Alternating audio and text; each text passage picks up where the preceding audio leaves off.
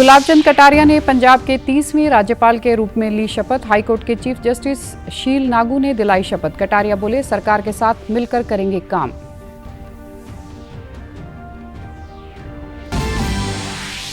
हरियाणा के मुख्यमंत्री नायब सिंह सैनी ने 7,000 से ज्यादा टीजीटी को नियुक्ति पत्र बांटे। कहा, अब बिना पर्ची व खर्ची के योग्य उम्मीदवारों को मिल रही है सरकारी नौकरी।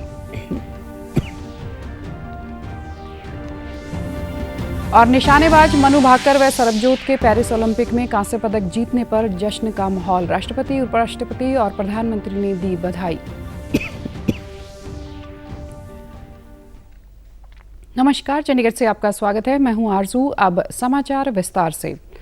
गुलाबचंद कटारिया ने आज पंजाब के 30वें राज्यपाल के तौर पर शपथ ग्रहण की। पंजाब राजभवन में आयोजित शपथ ग्रहण समारोह में पंजाब एवं हरियाणा हाईकोर्ट के चीफ जस्टिस शील नागू ने उन्हें पद व गोपनीयता की शपथ दिलाई। राज्यपाल कटारिया चंडीगढ़ के प्रशासक का भी कामकाज देखेंगे। राज्यपाल के शपथ ग्रहण समारोह में हरियाणा के राज्यपाल बंडारू दत्तात्रेय, पंजाब के मुख्यमंत्री भगवंत मान सहित अन्य वरिष्ठ नेता और अधिकारी मौजूद रहे। इस मौके पर राज्यपाल कटारिया ने कहा कि वे सरकार के साथ मिलकर जनता की सेवा करने के धर्म का पालन करेंगे। वे पंजाब के हर गांव, इलाके और सीमावर्ती क्षेत्रों का दौरा करेंगे। जो होते हैं ये केवल डेकोरेशन नहीं होता है, ये पद होता है, जनता की सेवा करने के काम होते हैं। मैंने अपने 40-45 साल की राजनीतिक क्षेत्र में सेवा ही अपना धर्म मान करके अपना काम किया। यहाँ भी मैं कोशिश करूंगा कि कॉमन आदमी की समस्या का हल करने में मैं कितना सहायक हो सकता हूँ। मैं उनको सुनूंगा भी सही, कोई भी मेरे यहाँ आकर के अपनी बात कह सकता है। सरकार के साथ मेरा स्वभाव है कि मैं सबके साथ मिलकर काम करने का आदी रहा हूँ शुरू से ही। मैं सोचता हूँ कि हम चुनाव भले अलग अलग राजनीतिक पार्टी से लड़ते होंगे, लेकिन हमारा सबका उद्देश्य तो एक ही होता है, जनता की अच्छी प्रकार से सेवा करना। उस धर्म का पालन करने का प्रयास करूंगा। निश्चित जाएंगे, बॉर्डर पे भी जाएंगे, प्रत्येक डिस्ट्रिक्ट में भी जाएंगे, केंद्र सरकार के कामों का और राज्य सरकार के कामों का रिव्यू भी करेंगे। वहीं मौके पर मौजूद पंजाब के मुख्यमंत्री भगवंत मान ने कटारिया को पंजाब के राज्यपाल और चंडीगढ़ के प्रशासक का पदभार ग्रहण पर बधाई और शुभकामनाएं दी। उन्हें कहा कि वे मिलकर उनके साथ काम करेंगे। जो नए गवर्नर आज से पंजाब में उन्होंने पदभार संभाला है और बहुत ही तजर्बा है उनके पास। 8 बार के विधायक रह चुके हैं, 1 बार के एमपी रह चुके हैं, मंत्री रह चुके हैं राजस्थान सरकार में, और असम के गवर्नर थे इससे पहले। तो उनका तजर्बा इस्तेमाल करेंगे और पंजाब के लोगों की भलाई के लिए मिलकर काम करेंगे। पदभार संभालने से पहले कटारिया ने चंडीगढ़ के सेक्टर 8 में शिव मंदिर में माथा टेका, जहां मंदिर कमेटी ने उनका अभिनंदन किया। राजस्थान निवासी भाजपा के वरिष्ठ नेता गुलाबचंद कटारिया को 2023 में असम के राज्यपाल की अहम भूमिका सौंपी गई थी।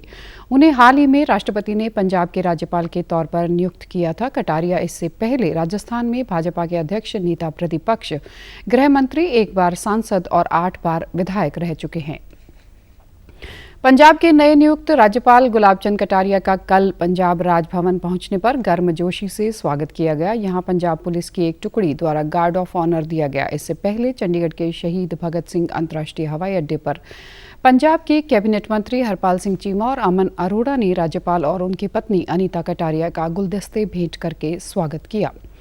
चंडीगढ़ पहुंचने पर मुख्य सचिव अनुराग वर्मा, राज्यपाल के अतिरिक्त मुख्य सचिव के शिव प्रसाद, प्रशासक के सलाहकार राजीव वर्मा, डीजीपी गौरव यादव, अन्य वरिष्ठ गणमान्य व्यक्तियों ने भी नवनियुक्त राज्यपाल गुलाबचंद कटारिया का स्वागत किया।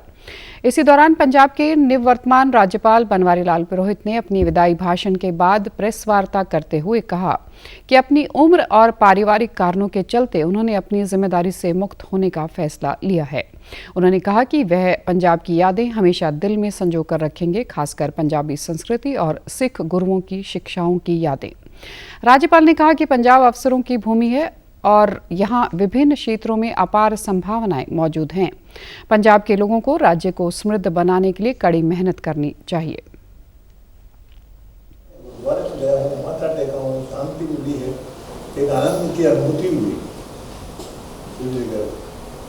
बड़े बड़े डैम, नदियां, मैं बाई रोड ही घूमा। सीएम साहब को बोल देना हेलीकॉप्टर इस रीजन से नहीं, मैं अधिकार से मान सकता था। सेक्रेटरी साहब ने बोला कि मैंने कहा मेरे को रोड का जाने से क्या होता है कि पूरा विजन मिलता है। हरियाणा के मुख्यमंत्री नायब सिंह सैनी ने कल पंचकुला में आयोजित नवनियुक्त ट्रेंड ग्रेजुएट टीचर्स के राज्य स्तरीय ओरिएंटेशन प्रोग्राम में शिरकत की और नवनियुक्त टीजीटी को नियुक्ति पत्र प्रदान किए। मुख्यमंत्री ने सभी नवनियुक्त टीजीटी अध्यापकों को बधाई देते हुए कहा कि आज वे गर्व और खुशी महसूस कर रहे हैं क्योंकि उनकी सरकार बिना पर्ची व खर्ची के नियुक्तियां प्रदान कर रही है। मुख्यमंत्री ने शिक्षकों से अपील करते हुए कहा कि वे प्रधानमंत्री नरेंद्र मोदी के विजन के अनुसार 2047 तक भारत को विकसित राष्ट्र बनाने के लिए देश के नवनिर्माण में अपना अहम योगदान देने का संकल्प लें। जिस प्रकार आपने अपनी कड़ी मेहनत से अपने माता पिता और गांव का नाम रोशन किया है, उसी प्रकार देश का मान सम्मान बढ़ाने के लिए भी भावी पीढ़ियों को निरंतर तराशने का कार्य करें। और आज अच्छा लग रहा है मुझे, क्योंकि जिस प्रकार से आप लोगों ने मेहनत करके पसीना बहा करके आज इस मुकाम के ऊपर खड़े हुए हैं, अपने माँ बाप का भी नाम ऊंचा किया है। मैं आज आप लोगों से ये अपील करना चाहूंगा कि जिंदगी के अंदर कभी भी उस माँ बाप के सम्मान को कम नहीं होने देना, उसको बढ़ाने के लिए ये हमारा विजन रहना चाहिए। विजन भी स्पष्ट रहना चाहिए। हम जिस काम के लिए जा रहे हैं वो काम पुण्य का काम भी है।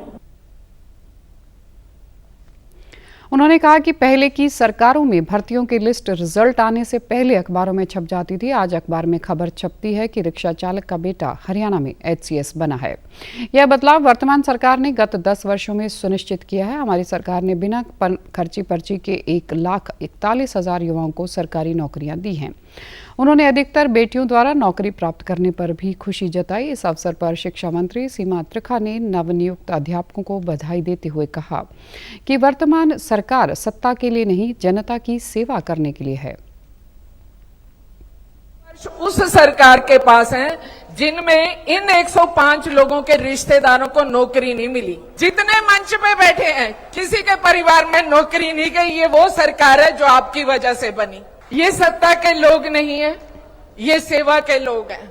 और ये सेवा के लोग हैं इसलिए आदरणीय नायब सिंह सैनी जी मनोहर नीतियों को और तेजी से आगे बढ़ा रहे हैं। एक सरकार के लिए 2 सबसे इंपॉर्टेंट वर्ड्स, क्योंकि मैं टीचर्स के बीच में बैठी हूं, मैं खुद भी टीचर रही हूं, तो मैं इधर का हिस्सा बाद में हूं, आपका हिस्सा पहले हूं। वहीं विधानसभा अध्यक्ष ज्ञानचंद गुप्ता ने कहा कि सरकार ने युवाओं को बिना खर्ची पर्ची की नौकरी का तोहफा दिया है। इसमें किसी का भी एक नया पैसा नहीं लगा है। खेलों के महाकुंभ पेरिस ओलंपिक में कल की शुरुआत निशानेबाज मनु भाकर और सरबजोत सिंह ने 10 metre air pistol mixed team event में भारत के लिए कांस्य पदक जीतकर की। मनु भाकर का एक ही ओलंपिक में 2 पदक जीतने वाली पहली भारतीय खिलाड़ी बन गई हैं। इस मौके पर दोनों खिलाड़ियों ने कहा कि वे अगली बार इससे बेहतर प्रदर्शन करने की कोशिश करेंगे। राष्ट्रपति, उपराष्ट्रपति और प्रधानमंत्री ने मनु और सरबजोत सिंह को इस शानदार उपलब्धि के लिए बधाई दी है। उन्होंने सोशल मीडिया एक्स पर लिखा है कि हमारे निशानेबाज हमें गौरवान्वित कर रहे हैं। देश अविश्वसनीय रूप से खुश है। आप दोनों ने शानदार कौशल और टीम वर्क दिखाया है। वहीं मुख्यमंत्री नायब सिंह सैनी और केंद्रीय खेल मंत्री मनसुख मांडविया ने भी दोनों खिलाड़ियों को बधाई देते हुए कहा है कि हरियाणा वासियों के लिए पुनः गौरवपूर्ण क्षण है। मनु भाकर जी और सरबजोत सिंह जी को, जिन्होंने कांस्य पदक जीत करके भारत के तिरंगे को ऊंचा करने का काम किया है। हमारी सरकार खिलाड़ियों के उत्साहवर्धन के लिए लगातार तत्पर तैयार है और खिलाड़ियों को मजबूत और आगे बढ़ाने के लिए सरकार ने विभिन्न प्रकार से खिलाड़ियों का सहयोग वो निरंतर करती रहती है। करके हमारे खिलाड़ी ने हमारे हरियाणा का तो नाम ऊंचा किया ही है, परंतु हरियाणा के साथ साथ पूरे देश का नाम भी ऊंचा किया है। मैं सभी खिलाड़ियों को बहुत बहुत बधाई देता हूं। उधर हॉकी में भारत ने आयरलैंड को 2-0 से हराकर ग्रुप बी में पहला स्थान हासिल कर लिया है। दोनों गोल कप्तान हरमनप्रीत ने किए। यह भारतीय हॉकी का तीसरा मैच था। पहले मैच में टीम ने न्यूजीलैंड को हराया था और दूसरे मैच में अर्जेंटीना से मुकाबला बराबरी पर रहा था। कल देर रात 1:22 पर हुए मुक्केबाजी के 54 किलो भार वर्ग के मुकाबले में भिवानी की प्रीति पंवार को कोलंबिया की येनी से 3-2 से हार का सामना करना पड़ा। इसी तरह पुरुषों के 51 किलो वर्ग में भारत के मुक्केबाज अमित पंघाल को राउंड 16 में जाम्बिया के खिलाड़ी ने 1-4 से हराकर बाहर कर दिया। महिला मुक्केबाज जैस्मीन भी 57 किलो भार वर्ग में हारकर बाहर हो गई हैं। पेरिस ओलंपिक में मनु भाकर के दूसरा कांस्य पदक जीतने पर चंडीगढ़ के डीएवी कॉलेज में जश्न मनाया जा रहा है। मनु यहां PG diploma in mass communication की छात्रा हैं। उनके साथ मिश्रित 10 मीटर एयर पिस्टल में कांस्य पदक जीतने वाले सरबजोत सिंह भी इसी कॉलेज के छात्र रहे हैं। इस दोहरी खुशी में कॉलेज प्रिंसिपल, स्टाफ और छात्र ढोल की थाप पर नाच गाकर जश्न मनाया। इस मौके पर कॉलेज के प्रिंसिपल रीता जैन ने बताया कि मनु कॉलेज के दिनों से ही मुश्किलों से लड़ना और चुनौतियों से जीतना जानती है।